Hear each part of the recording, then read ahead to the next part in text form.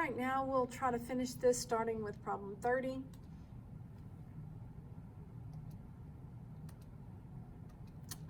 The graph represented below.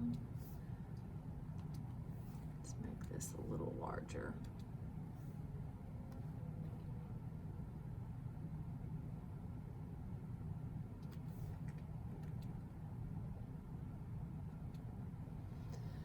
Okay,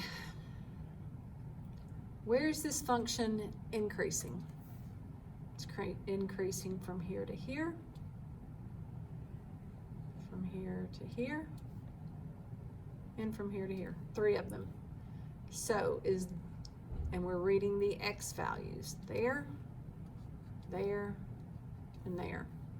So negative infinity to negative 2147, yes. Is it increasing there? No. Okay, let's see what my other answer choices are. I don't like those.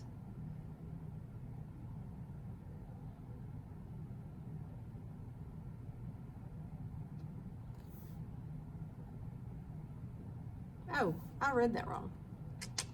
My bad. See if I can make this so I can get them all in. Okay.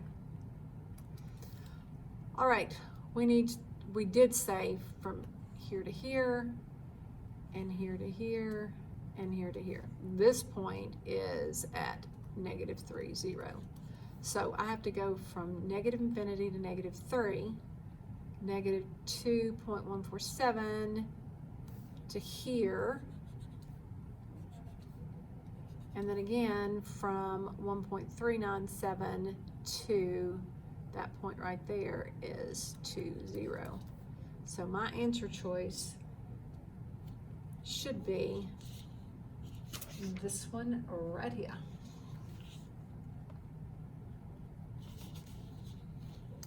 And that really was question, was that 30 or was that 31? I don't know. We'll look at the next one. We're calling it 32. Condense this log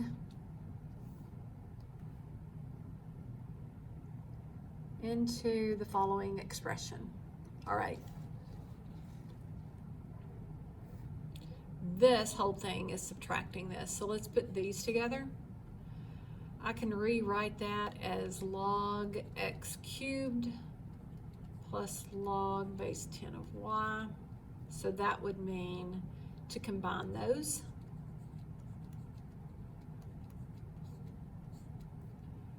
And from that, we're subtracting this from this one, the front. Well, that's the same thing as log 7 to 1/2 minus log base 10 of x cubed y. That would mean this divided by this. And that is actually the square root of 7 divided by x cubed y. So you should choose this as your answer. Next one, complete the square. Okay, to complete the square, hope you remember how to do that. We did it in iMath 3 when we did circles. Okay, put your x's together.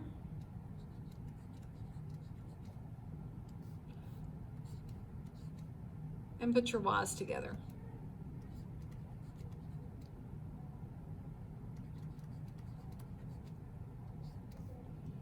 And bring this to the other side. So rewrite first. What we're wanting to get is this right here.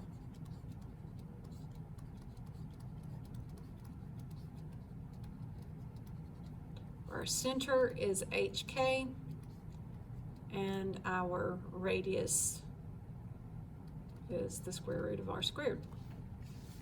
All right, what you have to do, take half of negative 18. So steps are to rewrite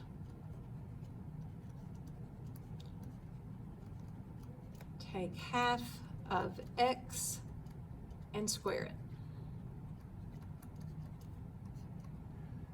Add to other side. Take half of y and square it. Add to the other side. Okay, what's half of negative 18? Negative 9. Square it. All right. What is that squared? Add that to the other side. Still have to have this, because remember, this is what we're wanting. That right there. So we're just rewriting this so that we can get our center from this. All right, so what is half of positive 10? 5. What is 5 squared? 25. Add it to the other side. So what we've done, when we have taken this and rewritten it by taking half of it and squaring it, we have created adding, 81 here, so we need to add 81 to the other side. We've added 25 here, we need to add 25 to the other side. Because what is this really? When you take x minus 9 times x minus 9, x squared minus 18x, which is what we had right here, and what is negative 9 times negative 9? Plus 81. So this is this. We've just rewritten it. We've added 81 to the left, so we have to add 81 to the right. All right, let's add these together. That must be 121. Is it? 5, 10, 11, 10, 11, 12. Yes. Okay, that's our equation. We need to find our equation, and we said it was x minus 9 squared plus y plus 5 squared equals 121. And then it said find the center and the radius, 9, negative 5, and 11. So that right there is our answer.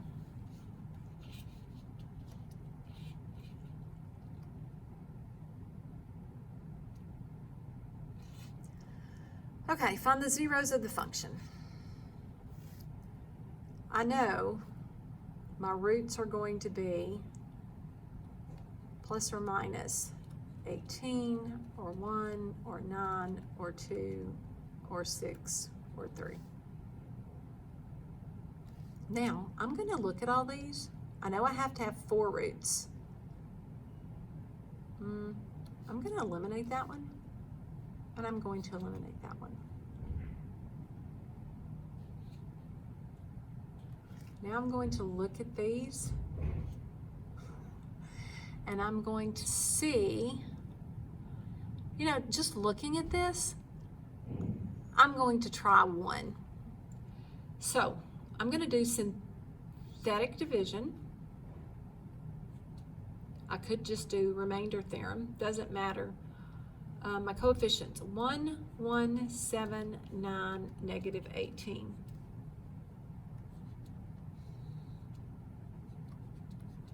That's 1, add them together and I get 2. 2 times 1 is 2, add those together and I get 9. 9 times 1 is 9, add those together I get 18. 18 times 1 is negative 18, great. So I know that one of mine is 1. And it's not here, so now I'm either going to have one or the other of these. Let's try negative 2. And you can go back and use this same function again if you want to. 1, 1, 7, 9, and negative 18.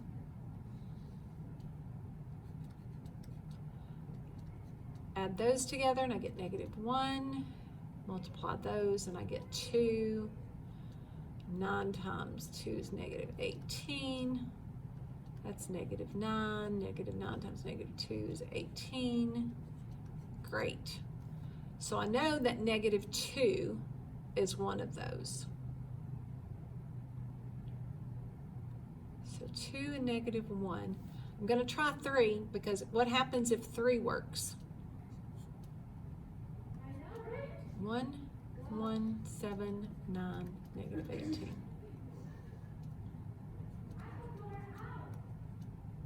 That's 4. That's 19. What is that? 30. And that's 57. And that is not going to work. So that's not it. This has to be my answer choice. You could have found it another way using quadratic formula if you had factored the other 2 out. But this is just one way you can do it.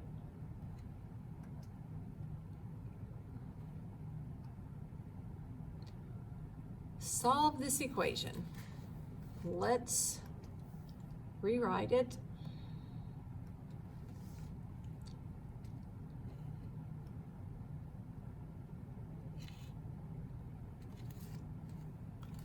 Okay, 3x squared minus 2x plus 10 equals 0. We're going to use quadratic formula. So a is 3, b is negative 2, c is 10. Negative b plus or minus the square root b squared minus 4ac all over 2a. So negative b plus or minus the square root of b squared plus 4ac all over 2a.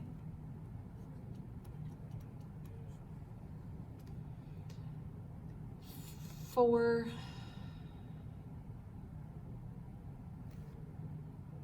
I think I did that wrong. That's supposed to be a minus.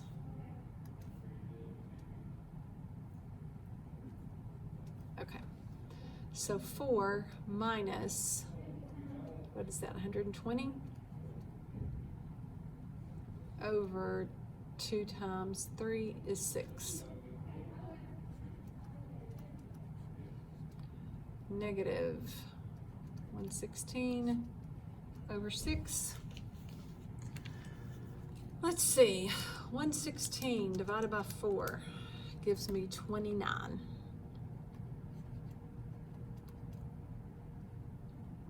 That is the same thing as 29 times 4. So take out 2i. That can reduce by 2. And I have 1 plus or minus I on the square root of 29 over 3. Is that a choice?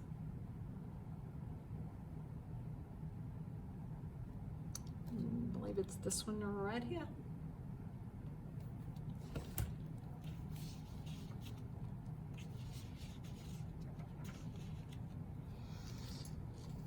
Okay, let's look at the next one. Solve this equation.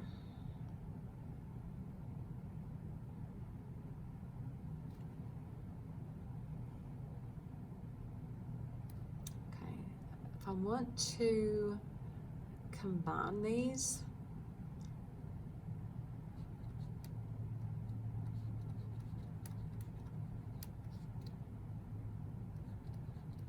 so that's the log of that equals 2. So that's the same as the log base 10 of, what is that, x squared plus 15x is equal to 2.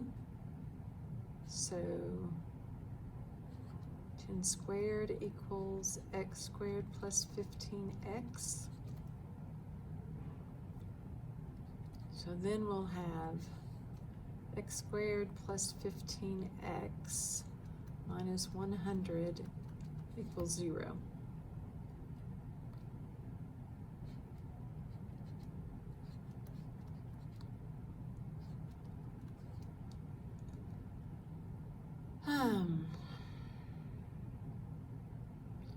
What if I have plus 20 and minus 5? That gives me negative 100, that gives me positive 15x. So x is negative 20, or x is 5. We have to plug these in. Remember, no negative log. So can't be 20. The only answer I have then is 5.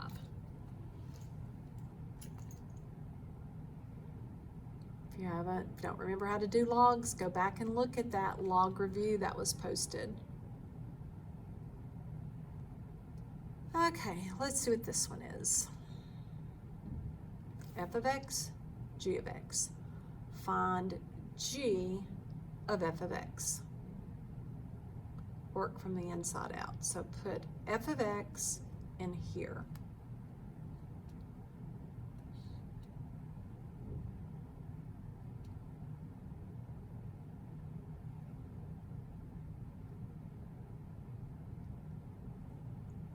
Over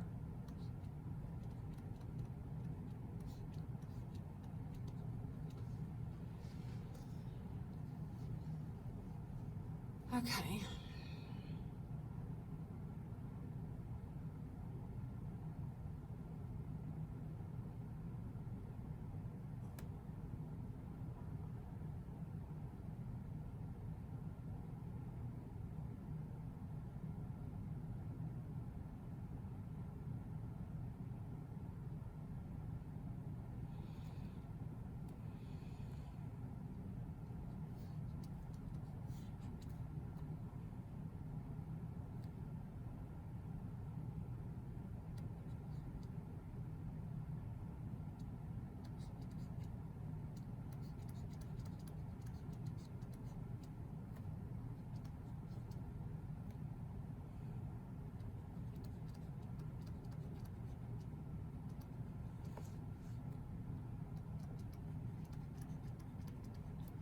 That should be our answer.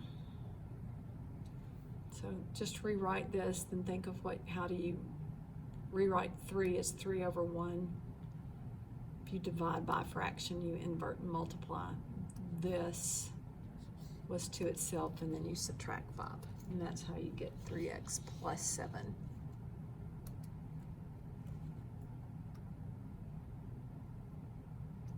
Okay, let's see what this is saying. The circle shown has a radius of 4. AOB is 36. Find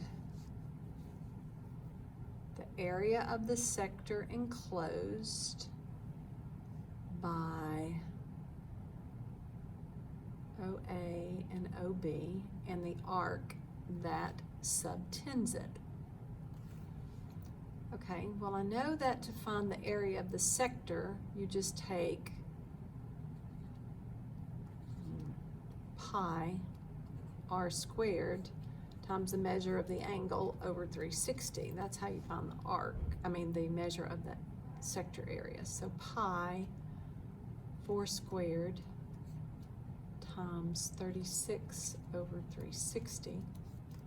It should give you 16 pi. 36 divided by that, isn't that 1 over 10?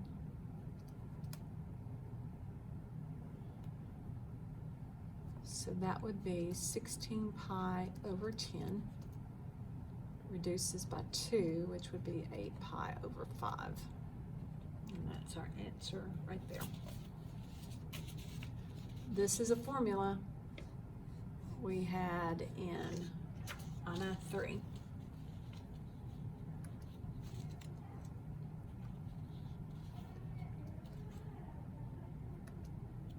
Okay, solve this on this interval.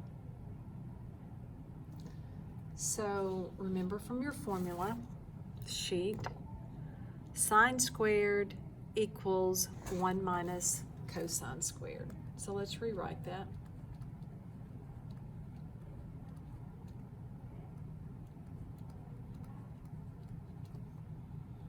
So 2 minus 2 cosine squared equals 1 plus cosine.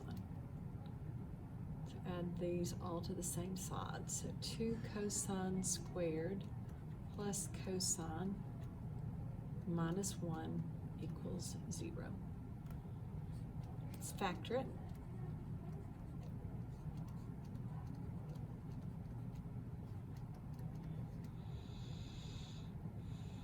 One's positive and 1 is negative. So where we have 2 cosine x is equal to 1, and where cosine x is equal to negative 1, so where cosine is equal to 1/2, and where cosine is negative 1. Okay, let's plot this. Cosine is negative 1 here at pi.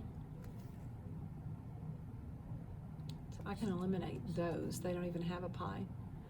Cosine is 1/2 at a pi over 3 reference angle. So it could be positive. Remember, it's positive. So it's positive here and it's positive here. So this is pi over 3, 2, 3, 4, 5 pi over 3. So we're going to choose that one right there. Don't have too very many more. Okay, express the domain.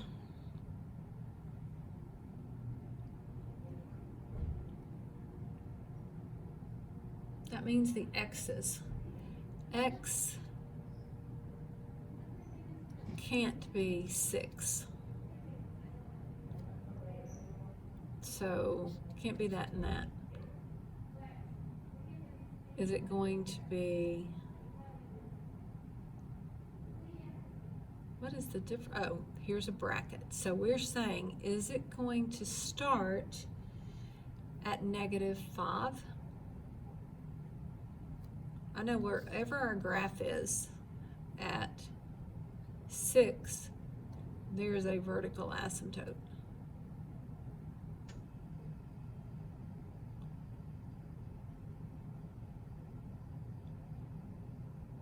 And we're going to go from 6 to infinity. So I guess we should try and figure out what this graph is. So what's happening up here? We should find, when we graph it,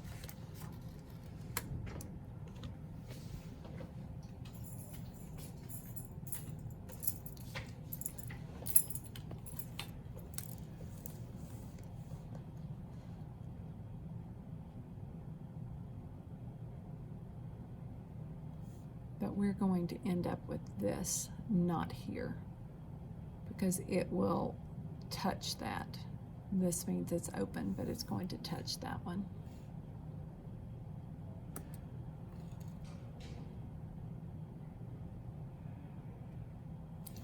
Okay, I have not worked through these, so let's see what we get. If sine is this, and in the first quadrant, use the double angle identity to find the exact value of sine of 2. Oh me. I don't know when y'all got turned around. I'm so sorry. I have no idea when that got turned around. Let me stop this.